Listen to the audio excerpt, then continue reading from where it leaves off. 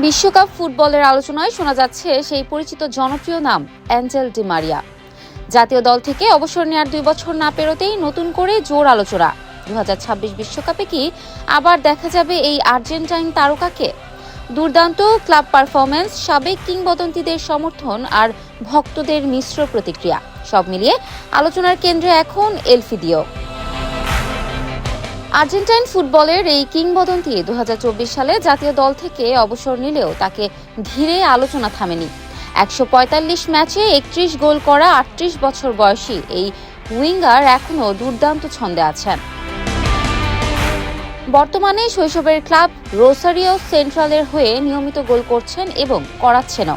Argentine লিগে সর্বশেষ ম্যাচে বারাকা সেন্ট্রালের বিপক্ষে 2-0 জয়ে একটি গোল করেন তিনি। আগের 2 ম্যাচে আবার সতীর্থদের দিয়ে করিয়েছেন 2টি গোল।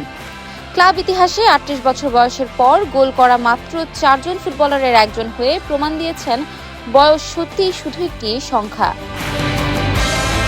1978 বিশ্বকাপ জয়ী কিংবদন্তি গোলরক্ষক ওভালদো মাতিলদা ফিল্লোল মনে করেন 2026 বিশ্বকাপে তাকে ফেরানোর চেষ্টা চলছে।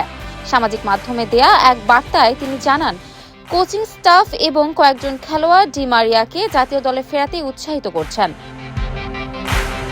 ফিল্লোলের ভাষায়, বর্তমান পারফরম্যান্স দেখলে সন্দেহ নেই তিনি এখনো প্রস্তুত। এমনকি কোচ লিওনেল স্কেলোনির দলেও তার জায়গা হতে পারে। তবে এ বিষয়ে সামাজিক মাধ্যমে প্রতিক্রিয়া অবশ্য মিশ্র। কেউ মনে করেন বিদায়টি ছিল নিখুঁত সমাপ্তি, আবার অনেকে চান বিশ্বকাপ জয়ের স্বপ্নে তাকে আবার দেখা যাক দলে। নিয়মিত একাদশে না খেললেও দলের সঙ্গে থাকা উচিত বলেও মত অনেকের।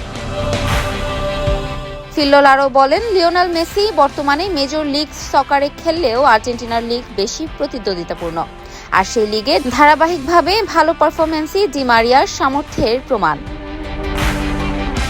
অবসর ভেঙে 2026 ফিফা ওয়ার্ল্ড কাপে আর্জেন্টিনার ন্যাশনাল ফুটবল টিমের জার্সিতে ফিরবেন কিনা এখনও আনুষ্ঠানিক সিদ্ধান্ত হয়নি। তবে পারফরম্যান্স, সমর্থন আর প্রত্যাশা সব মিলিয়ে আলোচনার কেন্দ্রে আবারও অ্যাঞ্জেল ডি মারিয়া। এখন দেখার অপেক্ষা বিশ্বকাপের মঞ্চে কি আবারও জ্বলে উঠবে এলফিদিও নামটি। ইফফাত আরা আইরিন, ক্যাম্পাস টাইমস।